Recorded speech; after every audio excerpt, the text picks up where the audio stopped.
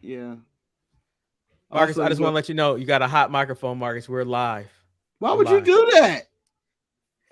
Why would Because you? he's a pussy. Why would you do that? like Jimmy. Like Jimmy trying to get back in the bloodline, Eric. Why would you just give me a hot microphone? And by the way, can I tell you, when I thought I had thumbnail duty, I was not going to put this image. This was not going to be my thumbnail. Marcus. We all know that we would all probably pick 3 different thumbnails if we had thumbnail duty. Marcus, what thumbnail were you thinking about doing when you had thumbnail duty? Well, Eric, mine would have been a Thirst Trapper Joe's type of Manny scenario. I heard you talking, Marcus. I heard you on Tuesday talk about the return of Thirst Trapper. I heard It it. wasn't Tuesday, it was Thursday. It was Thursday? Yeah, come on, Eric, that's explicit. Like, that's no reason. No reason for that to be the thumbnail. I know we shadow banned Manny, but you didn't have to go to that stream. Marcus. Sometimes you have to go to it.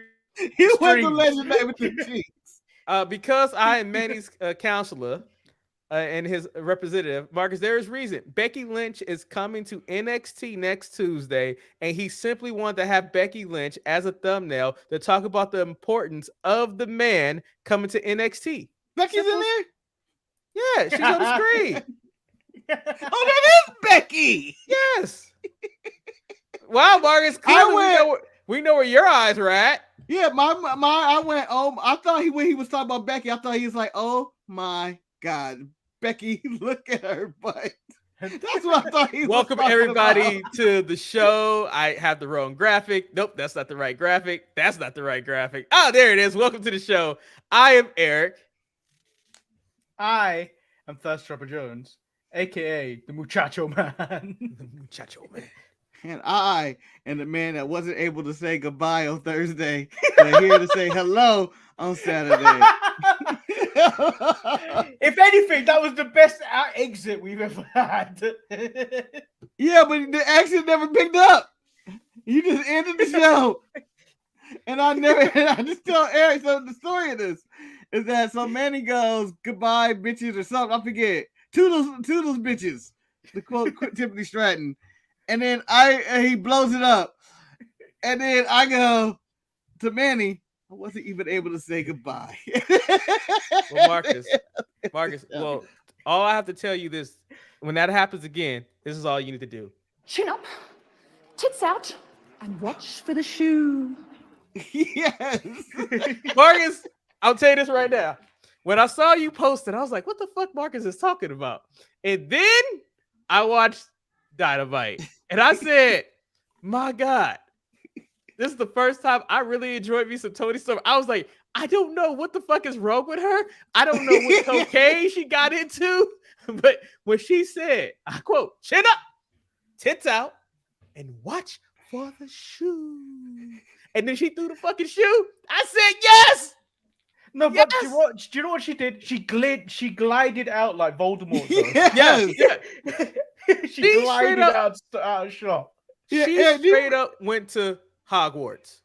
Yeah, do you remember the video game? I think it was Skate or Die, or it was the surfing part, and just the way the slide out. I don't know. Yeah. This is like a 1980s reference for those. You probably talk about TNC Surf Factory.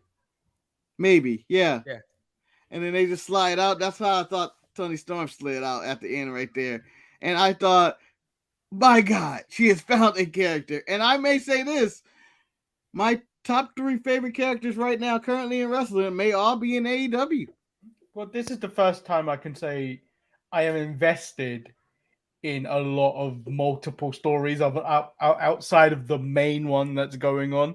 And this is the first time you can. What is the main one? I'm so glad you guys brought this up because this is what I want to start the show off with. I know we normally start with SmackDown, but I want to talk about this week in professional wrestling. I thought it was a very entertaining week in professional wrestling for the simple reason it had something that hasn't been in like my wrestling in a long time, and that's emotion. There were so many emotional moments that made me feel something. That is one of those moments. Like it's just like like, you know, you connect is like you go for Monday Night Raw with the Chad Gable stuff. You go to the Von. Can I tell you?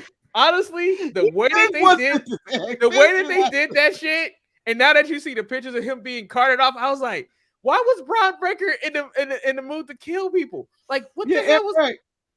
I was He like, connected. He connected too. So He connected the back of his head. he hit the back of his head. Braun Breaker fucked it up. So I don't know if you watched the footage. no. And you see it connect, and he actually connects with the thing. And I can't believe, I will never forget the line from Victor. I can't believe he did it.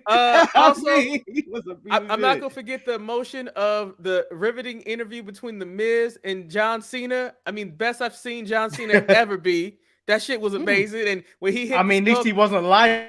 No. He'd been lying in India. He been lying in India. You see him lying in India. You see that man lying in India like that. I've been dying to do this. Then we moved to AEW, where I think they had a segment that they really wanted people to really care about. That was between MJF and Samoa Joe. And I could care less because they were just doing the old Trick and Pony show, talking about NXT and all that. I would talk the best segment on Dynamite by far had to be Swerve and Adam Cole, because it had so much emotion in it. When the fact was that Swerve was speaking facts to Adam Cole, he says, "If I had hold the on, Adam Page, Cole sorry. little ass ain't involved in this one. But when In he fact, told Adam Cole can fit Adam Page's belly right now. when he told Mr. Page, and I quote, "If I had all the opportunity that you've had, I would be the first AEW black champion." I was like, he's right.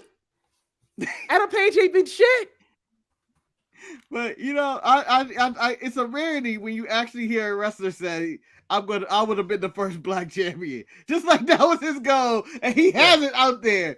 And then he was like, "Oh yeah, you can see where he talked about him getting fat and all that." I mean, that man was out there cutting Hangman down, and then Hangman started off like a little bitch.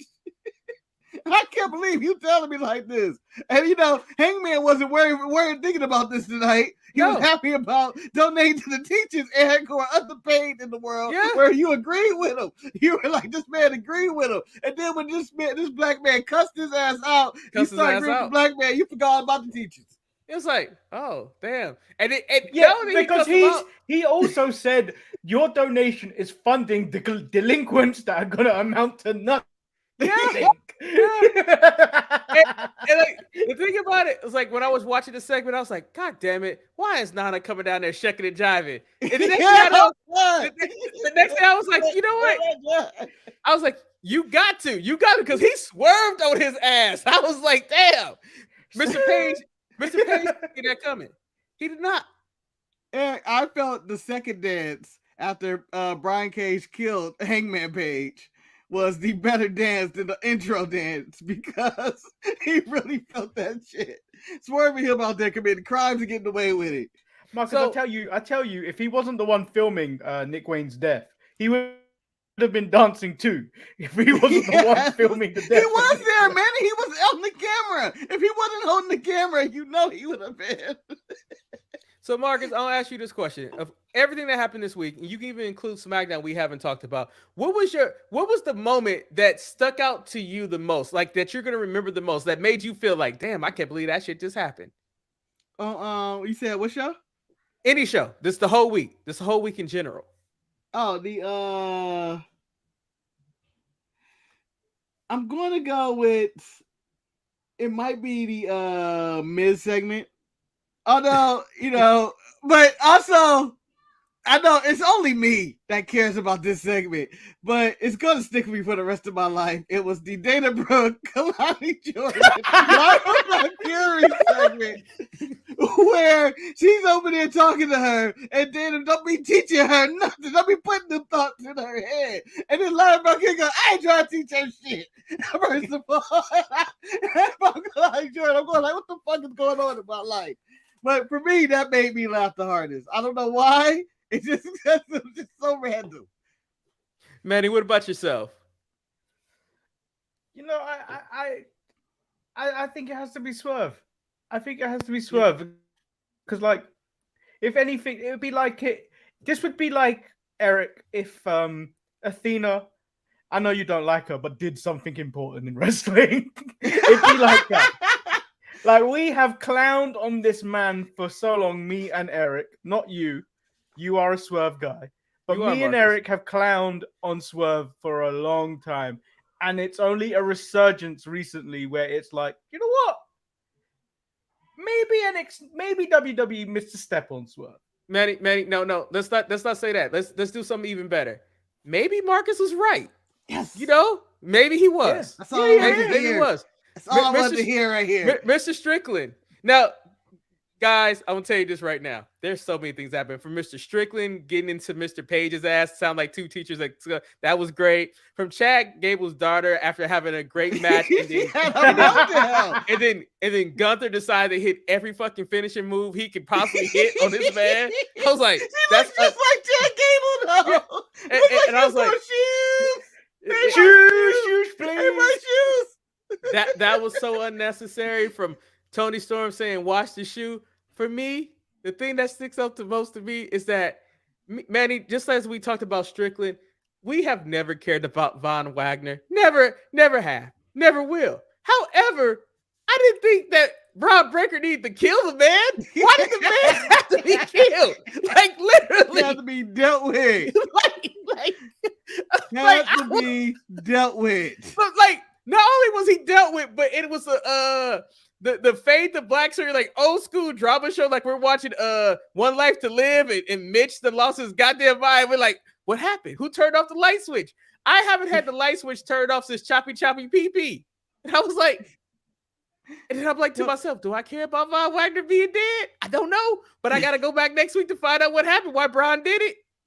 You asked him why he did. The man threatened to put him through the table, and the man did put him through that table. And you know what? I have to kill this man. That's when Braun Breaker decided, I'm gonna kill this man. And even when Braun Breaker ran through the stage or got thrown through the stage, or out on the, I guess under the toxic lounge or whatever that area is called, I think that's where also he decided to go to a dark place and kill this man. I also forgot another emotional moment. I think the reunion of Sammy and Jay at the beginning of Raw. I mean, I think the Bloodline storyline has run its course, and I think that was shown on this week's episode of SmackDown because shit just ain't clicking anymore, and maybe because we need Roman to show up. But like that moment of like Sammy vouching for Jay, and when McIntyre came out, when Riddle was like, "I can fuck your ass up, motherfucker. I got something for your ass." The heat, the locker room heat on Jay Uso in the back for no reason. But we mean no reason. For 2 years, they've been a menace. They have cost everybody the WWE Championship. Marcus, and every given match. Marcus, you can't blame the soldier when he's just following the orders. You also, with all this drama, with so much drama, Eric, in the IWC.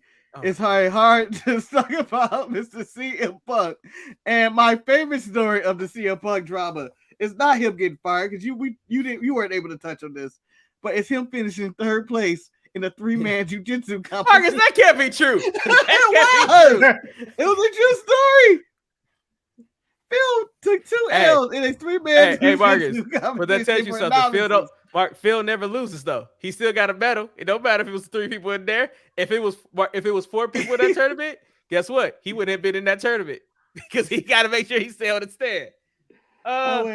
Phil taking L's all week. Yeah, but he made a man fear for his life. Fear for his life, Eric. Fear life. Eric, if you were afraid for your life, would you tell anybody? And how would you do it if you were Tony Khan? Like, so what could have happened to make you fear for your life back then? Who is afraid of Phil? Who is that? Tony? Tony Khan, on a statement that I believe his legal team prepared for him, told him to say, I was afraid for my life, and that's why CM Punk had to go. Oh, that's bullshit. That's just I think that's legal talk just to terminate the contract. This is a lot more deeper than what it is, and I think it could be. I mean, some people are saying that morale is better in AEW now, but this also could be like, this is just bad business right here. It's really bad business because if you got Collision because Turner was like, we won't see him Punk, and you gave that and you got your contract, and the next thing you know, you're firing CM Punk, like that gives them cause to terminate their contract with you. I don't know if they will or not. I don't think they will. But still, it just seems like it's bad faith business. Like, I don't know if you choose Jungle Boy over this, but you have to be able to run a company and a business, and you have to be able to handle the bad apples and the good apples. I don't know if you let Punk go right away. I just don't know. I don't know if I pick a Jungle Boy over a Punk. Like, if this was an altercation between Punk and Omega, I understand. But I don't want to do this, but I'm going to do this. As Jim Cornette said, no, it was Eric Bischoff. So I feel a little bit better with Eric Bischoff. I don't know. You could go with anybody this week. Everybody had their 2 cents. As Eric Bischoff said, Jungle Boy is an independent star, and that's all he is. The only reason why he's on AEW roster is because his daddy was a soap opera star. And I agree with that. There is no money in Jungle Jack Perry. Marcus, when we talked about you whooping everybody's ass in the locker room, when you went down the list, Marcus, I knew you could whoop his ass. I didn't even need you to say it. Didn't need you to say it. The whole episode was dedicated to Jungle Boy. Yes. But can I ask you this question, Eric? Go ahead. Last week on I believe the watch along, I said there has to be a conspiracy going on here that I believe they tried to drive this man CM Punk insane to do something so they can't terminate the contract. I said the whole that they had a meeting scheduled that they blew off with him to try to reconcile everything. The whole that he wasn't picked up in London at the train station and had to take quote unquote the tubes and get lost in London. The fact that they booked the match next to Jungle Boys and that Jungle Boy went on TV and felt so comfortable to talk about, I use real glass and all that shit. Knowing that Punk will be watching, do you think there was a setup to try to get CM Punk out? Or do you think this was on the Punk flip side, was this a move for him to try to get out? Because he's like, I don't think he's getting out. I think there's too much money on the table for him to be like, let me get out of this. Yeah, but they could buy him out. Who knows? I don't know what the situation is with their contract, but I think it's more the other side than that one. But I also agree. How do you prove it though? Like, obviously this is gonna go to court. You know it is. It's CM Punk at this moment in time. But like, how do you prove it's a setup? Because it does feel like it is. It's like poke the bear, he'll react because he can't not bite. He's just always gonna bite. And this is where I agree. It goes back to what Phil has said though. I'm working with fucking kids, and I think to an extent, Tony is a fucking kid. He is a guy that's playing with his daddy's money, and he doesn't know how to run a business. The only person who had any type of business sense that worked in that company, in my opinion, was Cody Rhodes. I think AEW was more structured when Cody was there because it was a way for him to be that liaison between management and the performers. Now it's just like Tony is too much of a fan to make good decisions. And I can if he was gonna side with Kenny Omega and the Young Bucks, then you should have never brought Punk back at all. He should have been gone. He should have stayed home. But the fact that you brought him back and then you bring him back and you are now being alleged to do petty things against him, that makes you seem like a bad individual. But I want to also agree. Punk ain't shit either though. I think Kevin Nash did have a good take on this one. I agree with Levi about there's something mentally going on with Punk where he just can't let shit go. Like there's something, like there has to be something really bothering you in the world where you can't go to a fucking wrestling show right before in the largest crowd and maybe you've ever wrestled in front of against your old time rival and all you're thinking about is this petty shit in the back. Like, well, Mark, it comes let down it to go. the It's fact, a sense of road rage or something. No, Mark, it comes down to the fact is that everybody knew that CM Punk had an ego, and that's just it's hard to control an ego. And in CM Punk's mind, he has accomplished more than everybody in that entire roster combined. And so the fact that he feels like he's being shunned and being treated not like the superstar that he feels that he is, he feels some type of way. I can understand it to a certain extent. Like if you're Marcus, you don't treat Coach Prime the same way you treat some podunk NCAA college coach. You know what I mean? Like you treat superstars a certain way. And I think that he felt that they weren't treating him that way anymore. And that could be a problem with AEW because I don't know who's next. I mean, to me, if there's anybody in the company who should be really pissed off about how they've been treated, it should be Orange Cassidy. The way that they handle his championship reign and his championship dumping pisses me off beyond belief. They handled it all right. You know, they handled that right. I don't know what else they could have did. He should still be my champion. I'm tired of Jon Moxley being that carryover champion. It's like, when there's a problem in the company, let's call Jon Moxley to fix it. He's like a fucking plumber that's going to bleed over all your pipes. Oh, you know that. I guess it's called being reliable, Eric. It's called being reliable. I guess you've been listening to a lot of Jim Cornette because that's what he calls him. What? Him, Danielson, calls Moxley a plumber. Are the most reliable people for AEW. Yeah. But you know, it's two sides to this coin. Yeah. I think that it was just a bad mix. But on a bad side, is it a bad look, I think, for AEW to lose two top stars in the span of their four-year run? Like, they're two top baby faces they have lost in the span of the other's Cody, Eric. Oh, Cody and Punk. Oh. They lost two. That's two. Yeah, but they lost. It doesn't seem good. Like, if I'm a free agent, it's going to be hard. Like, yeah, you know, WWE ain't perfect, but it'd be hard for me to go like you know how LA Knight or Drew McIntyre's contract is up. It's hard for me to think about what's going on over there with this shitty ass drama that's going on in the back. So, I mean, I think El Luchador is a certain. He's kind of correct. He says Punk hated Vince because he was toxic, and now Punk hates Tony for being too soft. And I think it's one of those things where Punk is probably like, why aren't you standing up to these other people? Like, why aren't you putting your foot down to control this? And if you don't do it, I'm gonna do it. And yeah, go ahead. And maybe Tony was not man enough to tell Punk to say, hey, I don't think what they're doing is wrong, and you need to calm the fuck down. And say, you know, he was being Punk, I'll talk to him, Phil. I'll talk to him. And he never talks to him. I mean, like, I just think let from it go day on one too long. You could, I think, if you shut down Phil from that very first press conference. Yeah. I don't think we have these problems here. Some people just need a good, like, shut up, sit down, shut the fuck up.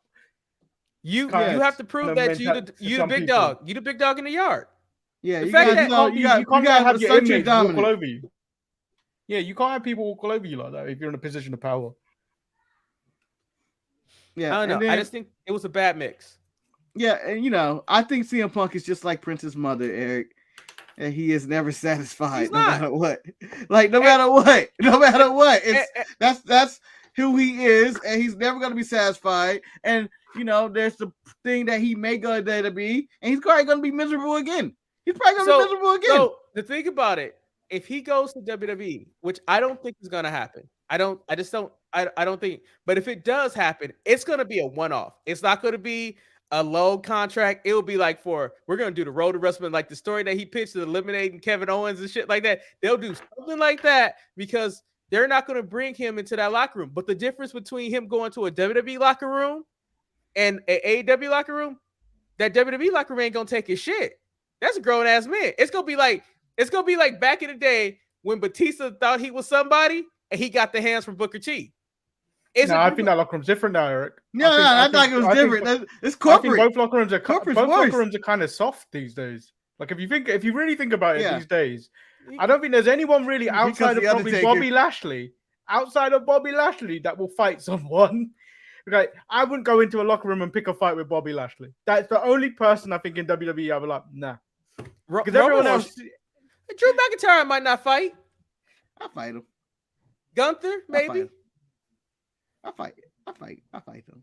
Not Braun Breaker no more because he'll hit you with some stairs. But no, I think that the locker rooms are different, that there aren't just fighting and people, these enforcers in the locker rooms, these quote unquote Bob Hollies or JBLs in the locker room who are ready to throw hands with you at any given moment. I just think that he said the corporate side and this merger, they ain't gonna tolerate that shit. El Luchador says he think Vince. Paul been waiting to whoop Punk's ass for a long time, even with a bad heart. They made amends. And Levi, I will not be going because I don't care about Punk versus Kevin Owens. I don't understand what the fascination is with that. There's really no story that Punk tried to get out of his contract last year so he can go do that into the Rumble and do that match. And I was like, why would we do this? We're in the heat of the bloodline storyline. Sammy's as over as possible. let's just throw CM Punk in the middle of this. And if CM Punk were to come back in said Rumble, no one in their right fucking mind wants to see him and Kevin Owens. You immediately want to see him go against Roman, like right away. You're not gonna do all that. So I just don't think it's a place. I wouldn't take the chance on him. I don't think it's enough money in the world. It shouldn't, but it's still like, even with Punk being gone from AEW, there's still problems in AEW. That's why Collision still exists. Like, that's why Thunder Rosa's over there. That's why Andrade's over there. Well, according to the latest reports, I don't know who this one is, maybe Master or Fightful or whatever. They said Collision is no longer a separate branded show. There's now equal opportunity for everybody to go over there. No, let me be honest, because I have receipts on this. I said this from the get-go when they were talking about making Collision for CM Punk. I said this is a mistake. You cannot make a separate entity for somebody if they're not getting along with everybody else. You need to either address the problem or get rid of the problem. They thought that making a separate show would help things, but it didn't. It made things a lot worse, and it really made the product suffer, in my opinion, because I think you really limited the star power that you put on Dynamite compared to what you had on Collision. And it's just like, unfortunately, right now, they're doing a lot of good things in AEW, and it's being overshadowed by this stupid Punk nonsense, which is more reason why Punk shouldn't be there. I mean, like, it should have got to this point. If you don't want him there, and then, again, this is one of the reasons why CM Punk left, and I can see him being frustrated and annoyed with these people. The Young Bucks and them on being the Elite mocking CM Punk basically leaving by Kenny swallowing a Pepsi and them doing laps around rings and shit. Like, they're fucking just immature, just idiots. And it's like, these people are not, they should not be in your management team. I mean, I think that also hurts as well. This is Steel's been fired in the middle of this, by the way. This is a week where I felt AEW made so many strides in creating organic storylines that don't rely on the past or anything. I thought that what they did with Swerve and Paige was probably some of the best shit that AEW has done in a long time, because guess what? It has never been done. It didn't rely on anything else that has happened in any other company. This was just a man jealous that he did not get the opportunity that Paige has got. And I think that's what bases a feud. Just like Hobbs and Miro. Can I raise my hand for something? Raise your head, brother. With that being said, and I know this is a SmackDown telecast, but the SmackDown was shit. We just gonna be honest. It was shit. Hold on. I wouldn't call it outright shit. It was shit. Okay. I could do SmackDown in 3 minutes and cover what happened. It was shit. That's how bad it was. Okay. Go ahead. When you were talking about outside storylines entering the AEW atmosphere, a segment I enjoy and a story I'm enjoying, because it does call back to the NXT Samoa Joe and NXT Brooklyn, the show, Shelfgate, with Samoa Joe coming out confronting MJF, calling him kid and all that. Do you have a problem with that? Because that is outside AEW business. No, I hated it. I hated that they brought up NXT. I hated that they brought up William Regal. I hate it because, to me, it's once again AEW relying on the cheap pop of their core fan base when they take a shot at the opposition. And I don't think this was a shot, though. That's not taking a shot at the opposition. I just feel like you brought it up. I felt like it was history, and I was like, this is a part of MJF's little history, and they just incorporate it. I'm upset they can't use the footage, but, that's some old, like, no, you shoved me in a wall for what? And then he goes, because you were a little bitch. That's why. I'm like, damn. It's fine. I don't think there's any pot shot at NXT or WWE in that whole segment. I think that was just a pot shot at the fact that we need to make a story of this somehow. Yeah, and I agree. They have a history that hasn't been dealt with in a match or anything, because MJF was just a side character at that point. He wasn't even a character. He was just next. No, he's nobody. He's nobody. No. And the thing about it, to their credit, it does give you a reason to cheer on Joe in the tournament to fight him. However, the best story in AEW to me, outside of Swerve, is bitch-ass Roddy. Bitch-ass Roddy. Let me tell you. When they had the segment where Roddy was sitting with Matt Taven, and Mike, the way that Taven looked Like he looked like a concerned mom, and I'm like, I don't know why he looks like Roddy's mama. Like it's gonna be okay, Roddy. And then we have this match, and like Roddy's doing everything. Clearly, his neck is perfectly fine. And after he wins the neck, his goons get in there and put the neck brace on. He's like, oh, and I was like, this is the best Roderick show I've seen in a long time. And clearly, the final is gonna probably be Roderick Strong versus Samoa Joe. I mean, that's where we're going at, right?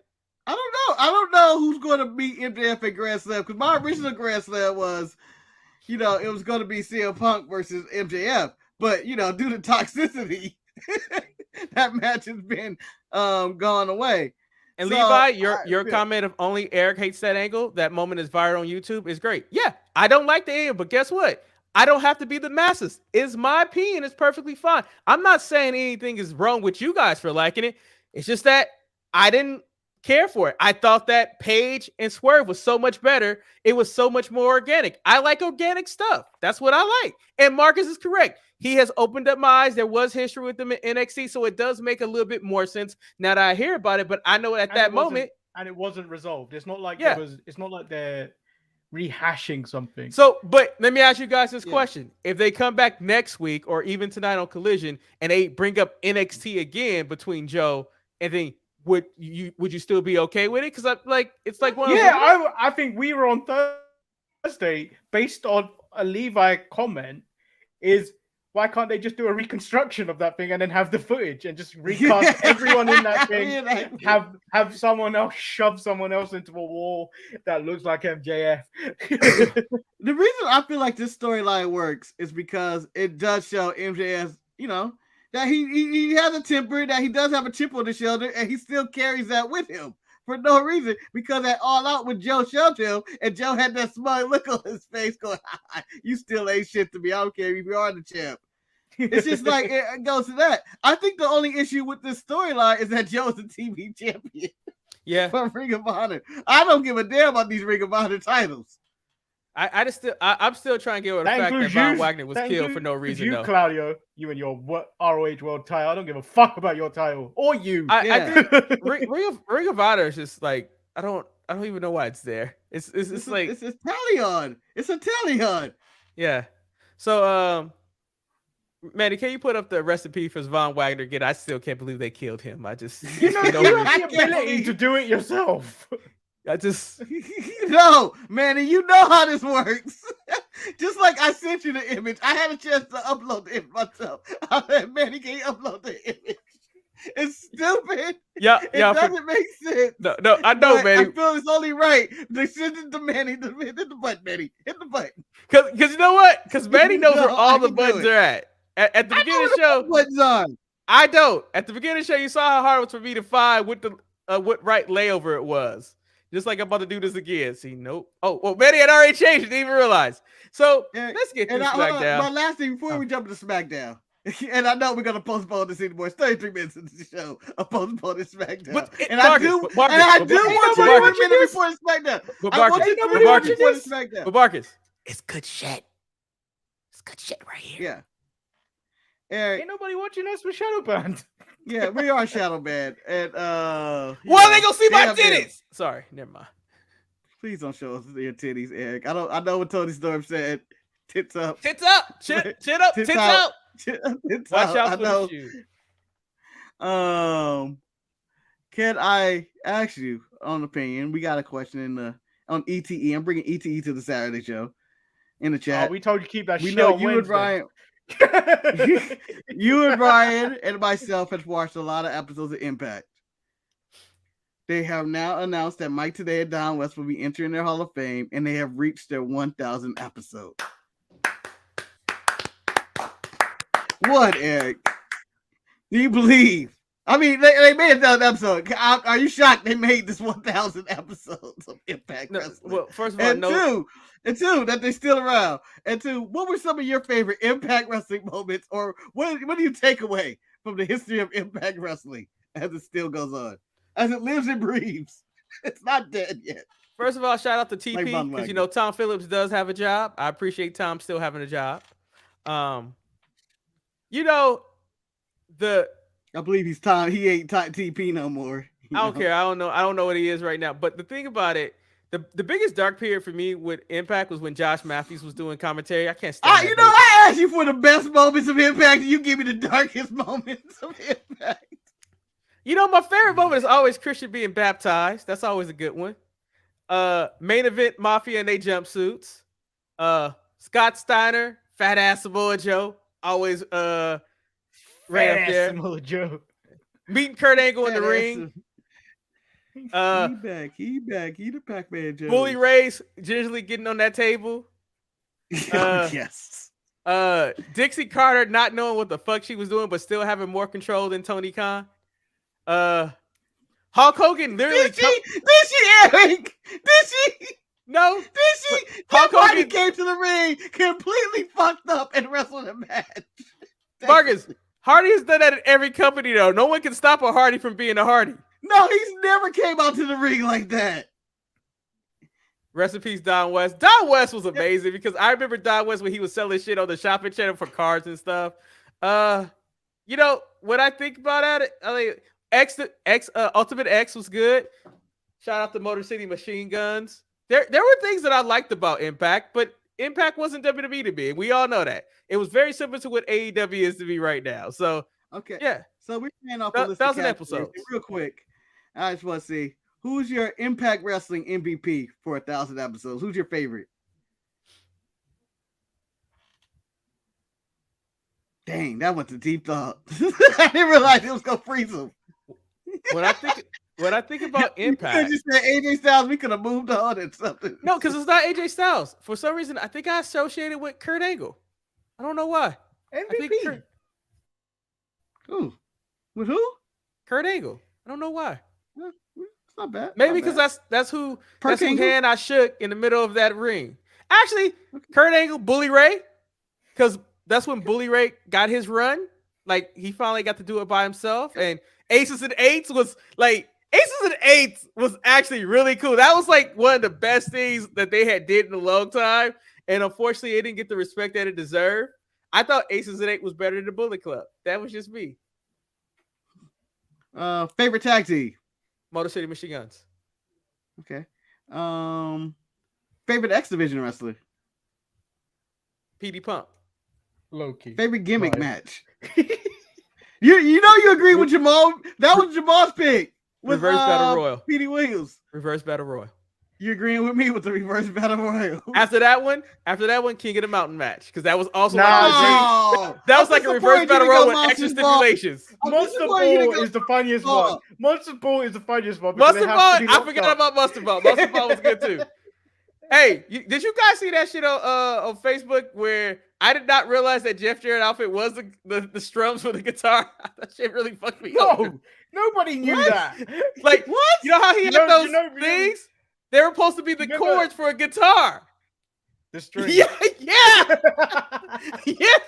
Like, once you see it, it's like don't ruin my childhood with that. It's like once you see it, it's like I never knew why he dressed like that. Now you're telling me he was guitar strums.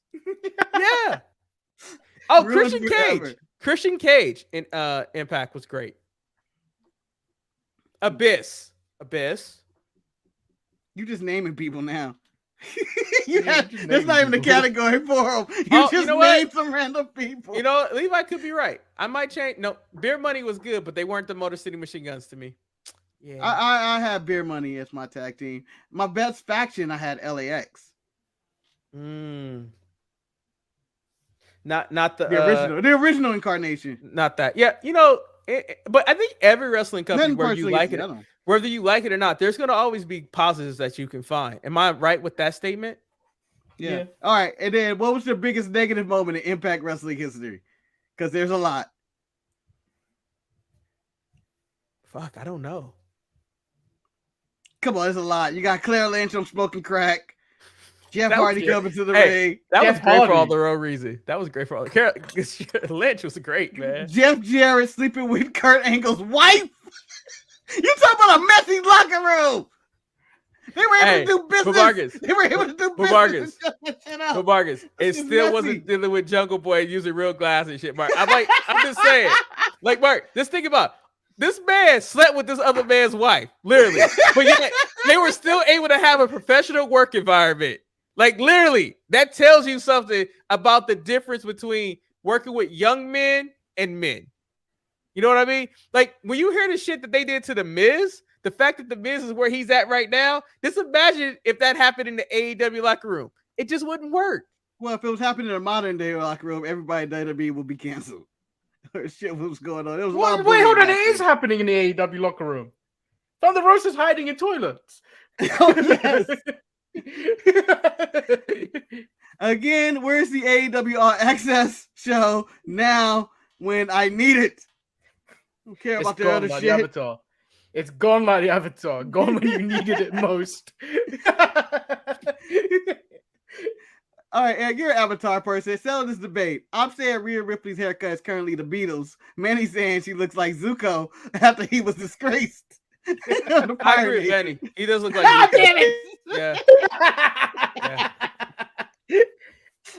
Hey, shout out to Aang. Cora, you was okay, but you was no damn Aang.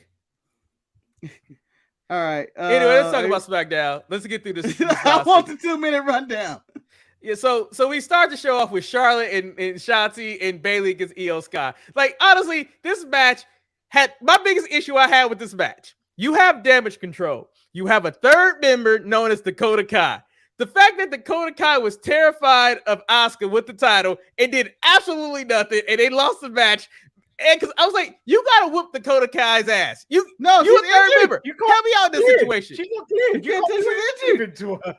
I know you can't, so her ass should be down there. I mean, Like, you doing all this shit, and then Asuka come out there full of hell. But you know what? At the end of it, I got what I needed. I got my 2-week match against that. Then, you know, we move on. We get a package that Jimmy and trying to get back in the bloodline with Paul Heyman, and then he's like, you know what? I'll work on that. And then next thing you know, Paul Heyman for no reason decides to attack. He approached AJ. No, he approached AJ with bullshit in his heart. And then Jimmy attacks AJ. And I think the best thing about that is later on the show, you have AJ try to fix the right of road because his team is flawed. Where the fuck were you guys at? Marcus, do you like AJ calling out Gallows and Anderson, who was looking at YouTube videos and shit? Well, my favorite part about all this is that, yes, you guys are right around the corner. Y'all didn't hear that. Y'all didn't hear me get my ass whooped. Y'all didn't hear none of that. Yeah, this is all for me and him. This is all for me and him. We're getting an ass whooping for me and him. I am just not. Yeah, he volunteered. Last week, he literally got in the ring with Solo because he was protecting me and Liam. His ass get kicked at the beginning of the show. I'm pretty sure someone told them, AJ, they out by the truck looking at fucking YouTube videos, looking at dog and cat videos. Fuck them all, man. Everybody else got a badass faction. And like literally, the OC is the worst faction in the game right now. The worst faction. I would also point out my favorite moment in wrestling. Probably, I'm going to just say this month, within the past month, is Jimmy in the back and him and AJ go, "You disrespected me, TNA." Just go to fucking me, I enjoyed the recap of that, and that's why this new feud is starting. Because who the fuck are you talking about? Then disrespecting nobody. Then we get the LA Knight segment where it's like, okay, and it had good moments, it had bad moments, but like the fact that ATL Down Under is undefeated as a tag team, but then he goes and he loses to LA Knight, I guess it served the purpose. Down Under. A-Town Down Under. Whatever. But I mean, I thought Grayson Waller provided some insight on commentary. Manny, I know you and I, we're not big on LA Knight. Is he fizzling it out, or are we? Because apparently, according to the dirt sheets, they're very high on him because he's the highest merch seller at the moment. Yeah, he's listed as the top babyface on SmackDown, and they're redoing his contract right now to give him more money. And in this promo, he took a shot at Kevin Nash using the adjective, a verb back from when he was taking over at Nitro, due to Kevin Nash taking shots at him and saying he ain't shit. Basically.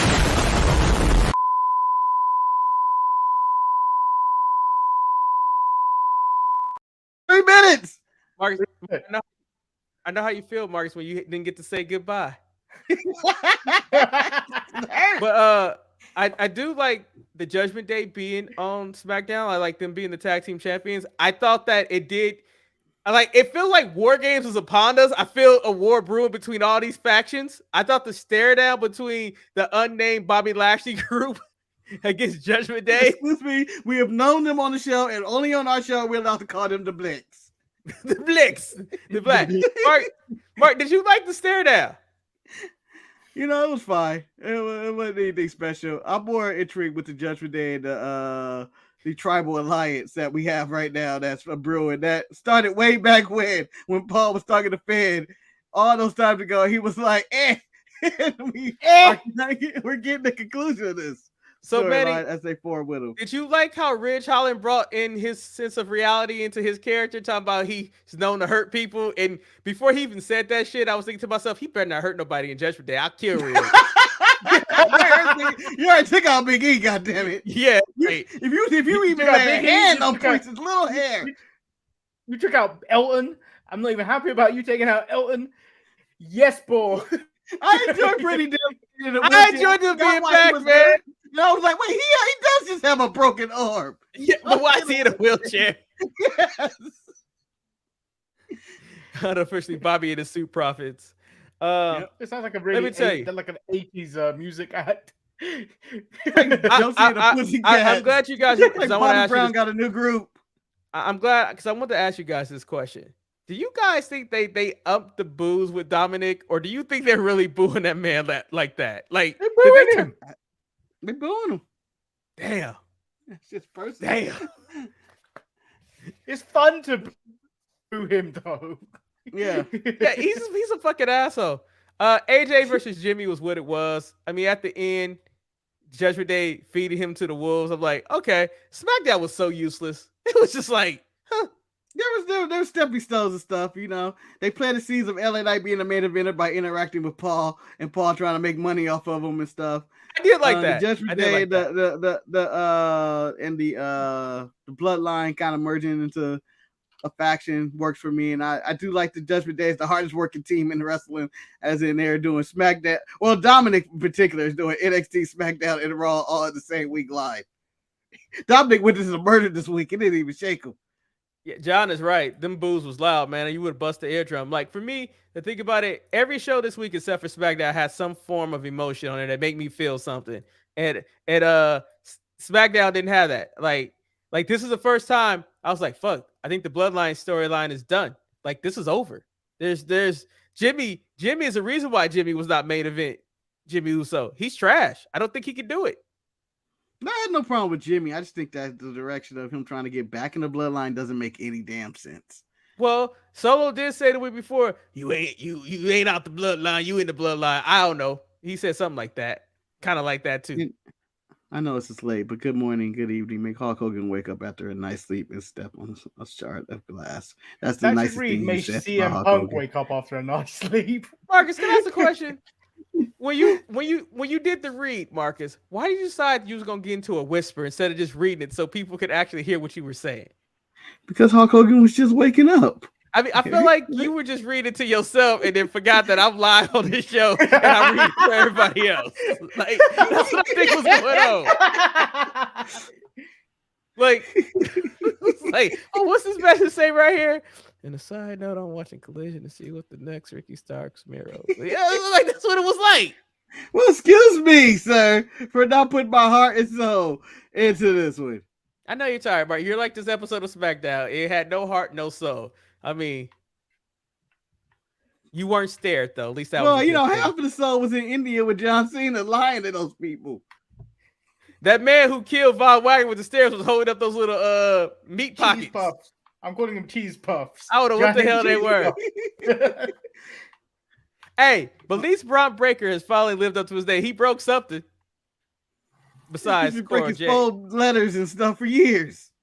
Why'd you keep sending me this? I sent it to the chat. I felt it was appropriate. It was appropriate for the Hulk Hogan second time segment. you've sent me this week. Yeah. Why, Marcus? Why? That man is trying to get his... Damn. What happened to his wrist, though? It hurts inside. I don't know. he sprain his wrist? I don't want to go into the details of what's going on with everyday man Hogan. But Wait, was this the person you was catching the bus with? no, Hard times, baby. hard times. Mark, did you see that? Mark, you see that I said Shantae sent us last night? That was her first time ever seeing Slick. Yeah, But I Marcus, didn't realize that. But Marcus, I think she saw us talking about Slick. I can't help but see Akeem in his black face. Marcus, that shit would not work. Did you see that guy sign at Payback? What did it say? Put Akeem's hat on Kevin Owens, and he would look like he. That ruins Kevin Owens for me forever. Kevin Owens, the supreme dancing machine. I can't wait for the Halloween edition of Day to Me with Kevin Owens dressed up as Supreme, the dancing machine. I think, and Sami Zayn dressed as Slick. I think that would be the greatest thing of all time. No blackface. You just, well, I mean, is it such thing as blackface or is it just black mannerisms and stuff like that? I don't know. You can do black mannerisms as long as you don't have to go full blackface. Congratulations to Mike today and Don West, though, man. They were something else. They were something else. Do you agree, Manny? Do you agree with John Cena? Epidemic. Do you agree with John Cena with his statement that he feels that in his perspective, Roman Reigns is the greatest of all time? That's just him putting Now, yeah, sure. That's just John Cena being nice, trying to put people over, doing a little point. You know, what generation now does Roman Reigns need to be put over? Yeah, I don't. Like, I don't know, Manny. I just feel like that's what he's doing. Roman Reigns is the most old school modern day wrestlers ever, because now, like back in the day, champion never showed up. Now it's like when he show up, it's a big deal. It's like, when is next time Roman show? We still don't know when Roman's coming back. There is no return date for Roman Reigns. We ain't even got a graphic. Yeah. And you know, I think that really hurts the storylines on SmackDown when you realize he's not even looming. We don't even have a Roman returning in 2 weeks or nothing. It's just he goes. How do you guys feel about that? We still don't know who the trade was for Jey Uso. Who you got? I got Cody. You and Manny agree. I went with Chad Gable. I think I'm changing my mind. I think I'm changing my mind. I think Cody may be a red herring. Because what Pierce said was you've already upset a lot of people here, but whoever goes over to SmackDown is going to be upset too. I think they might break up Kevin and Sammy and just add to this whole you're fucking things up, Jimmy J. Like seeing KO over there. Send KO, send Sammy. Oh, that's interesting. That provides some type of story. Oh, first of all, can we talk about emotion? I almost forgot. Ain't nothing like a man begging for a match and a man starts speaking Japanese to you, and you don't know what the fuck he talking about. And everybody in the business won a title shot except for Nakamura, but he want to attack your back. No. And I was like, why, Ricochet? Why are you getting involved in this, Ricochet? You don't have no business in this. Nakamura beat his ass, though. He lost, but he beat his ass. He did. I knew about Nakamura said, I know about your back. He did. That's going down to the pantheon. I mean, in the past month, we got multiple things that can be our top stories and moments of the year, but I think that Nakamura video package was top one of my favorite. To lead into Paybacks, the anime package they put together. Just top notch. Top notch. Now that I think about it, I don't know if he's healthy or not. I know rumors said that he wasn't, but it could always be Randy. Go to SmackDown. I think he was a Raw superstar. Yeah, he was. It's Odyssey Jones. It's not fucking Odyssey Jones. They took Gabe Stevenson off the WWE roster. He's gone. He's training for the Olympics. Hey, Marcus, how about that dive? He qualified, Eric. I think he's gone. Yeah, that's good. He's gone. No one will care. How about that dive that Darby missed, Marcus? What are you talking about, Darby? Yeah. I'm breaking up. I have no internet connection. Oh, let me also point out, I could care less about that Darby Allin Nick Wayne match. I was like, how did Nick Wayne even qualify to be in this fucking tournament to begin with? It's bullshit. Tony, get your shit together. Stop doing coke and get your roster in order.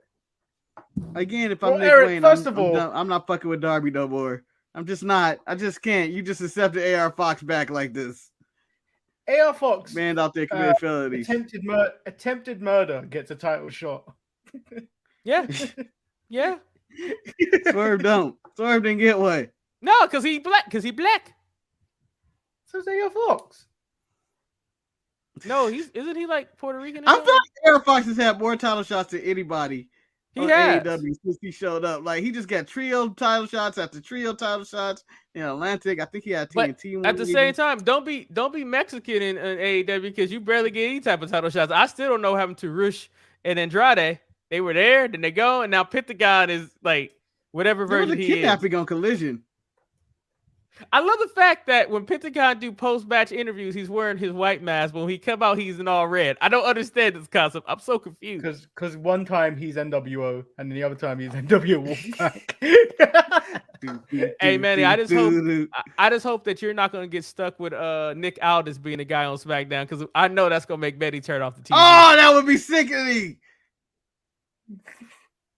Well, anyway, I hope you guys that's enjoyed. one way to end your Fox relationship. I hope you guys enjoyed this riveting edition of this show. I thought we brought a lot of energy at the beginning, talking about the emotional week and also CM Punk and his nonsense. And we made up for a subpar SmackDown. SmackDown was shit. If we really just covered SmackDown, we would have been here for 15 minutes. And I want you guys to give us a pat on the back for figuring out how to entertain your asses for 56. Oh my God, I'm channeling my inner CM Punk. I don't need to be that guy. I don't need to be that entitled prick. You're not eating a muffin, so you're okay. You don't know what I have off camera, Were you Marcus. surprised that Ace Steel was fired again? No, I'm not. Mark, I'm surprised he wasn't. Mark, I was actually surprised he was still hired. I was. I was surprised he wasn't fired the same day as Phil. I don't know why it took him an extra few days to be like, you're out. And you know what? I need this. I can't wait till litigation begins, and I need this to go to trial. I need this. I think this may surpass the Johnny Depp trial, where you get wrestlers on the stand testifying good character of people, and then trying to explain what's going on in that locker room. All right, so I have one last serious question. Oh. With the firing of CM Punk, is this now more pressure on the EVPs, Kenny Omega and the Bucks, to perform to make them and even Jungle Boy? Like I think it's more pressure on Jungle Boy. Yeah, EVP's got their money. They got their re-up in their contract. We fired a cash cow for your stupid ass. So you need to start performing. Yeah, but was he really that much of a cash cow, Manny? It didn't seem like he was bringing that much cash or cows He was in. bringing in merch money. Let me tell you something, Marcus.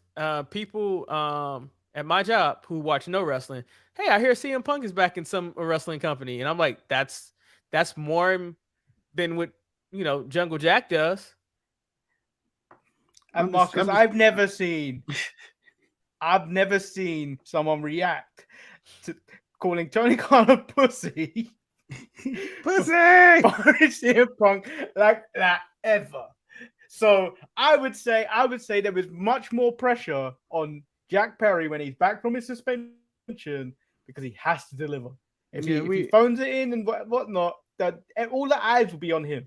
The question is, was using real glass that important over keeping CM Punk on your right? roster? I mean, that's what it is. I mean, it comes down to this. But I mean, I a think spot no one's gonna remember. No, that's what I this think. spot. But that's why I agree with CM Punk. I felt that it was stupid. Like, this is like you're killing your body. Like, I understand that you want to do this shit, but right, For a pre-show match. Yeah, it's a time and place. Pre-show match. It's a time and place. Like, you don't always do that shit. So, I mean, yeah, good luck to him. Like, Tony has to figure shit out. But at the end of it, I don't think I would have made the choice of Jungle Boy over CM Punk. That's just me. So you would have fired Jungle? Yeah. No, I still think fired him. I would have suspended him and just left him. I would have fired them both. I don't like. It's not like if Jungle Boy gets fired, it's not like WWE knocking down his door. What, they knocked on fucking Manny Brian Pillman Jr. Pillman Jr. Brian Pillman Jr. has a better look than Jungle Jack Perry. I will say that. Nah, thing is, I would take Jungle Boy over Pillman Jr. because his daddy Pillman was Jr. Luke has Perry. nothing. Pillman Jr. has nothing. If you take away He's like Luke Brock Perry, Anderson again. if you take away Luke Perry being Jungle Jack Perry, he wouldn't even be employed. He would not. No, I you know what? Jungle Boy still has a little There's bit something more to talent, Jungle yeah. Boy. And he Especially was when you're working comparing better him to as a Pillman heel. Jr. When you're comparing the two specifically, I would take Jungle Jack over Pillman Yeah. Jr. Can I take Griff Garrison over both of them? Apparently, Maria is recruiting him on Ring of Honor. Last I heard. Maria got a job. Yeah, her husband works there. The Kingdom is still No, employed. but like Matt Taven and Mike shows up. I thought she was at home. I didn't know what she was doing. She works Ring of Honor. I'm assuming. Because He works I'll Ring be of Honor. honest, That's like, what we tied in with that. hey, and this is gonna be of this Adam. probably great. Maria is just the female version of CM Punk. She thinks she's bigger than what she really is. Heck, are you taking the trade for Lana for CM Punk? Is that what? Yeah, that was kind of the trade we got. Lana, CJ Perry's back and Miro walked out on her. Are you taking that trade? Are you okay with that? Say that for the crazy black man. This situation, like CJ Perry left wrestling, was it for 2 years to do whatever she was supposed to do? I don't think she accomplished anything. I don't need CJ Perry back on television. I need to go through tables. Like Lana ain't in her prime like she was back in the day. Like Miro has. There was a prime. Maybe it was. I don't know. I don't know. People seem to like her. Can people explain to me where this prime was? Because I don't think it was between table number 1 going through with Nia Jax and table number 10. Somewhere in between there, that was her prime. Well, since I'm already going to hell, I mean, CJ Perry was just a modern day Sunny. Just hopefully we don't find out that she's racist. Well, no, she Sunny had way problems. more. Sonny had way more in the WWF retro days than Lana ever did. Yeah. Congratulations to Gunther for replacing the Honky. The Honky Man. Are you pro Honky Mr. Talk Man, calling him Honky, Mr. Man, or he's how would you refer to him if he walked into the room right now and be like, hey, Honky? Marcus, because I've watched far too many episodes of The Jeffersons. If I have opportunity to call the man a honky, you can't do and that. He can't get mad at me. I got to do it.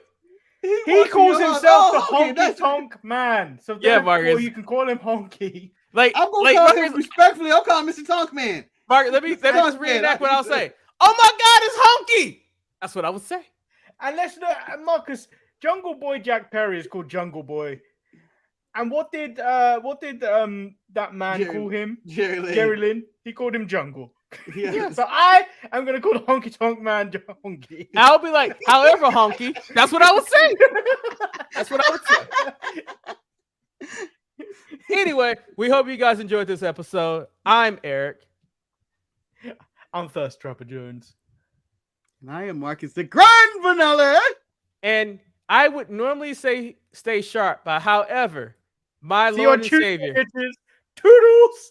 No. My Lord and Savior has come up with a better closing than anything, and that is chin up, tits out, and watch for the shoe. Peace. That's what I heard. That was the Jets speech before the game.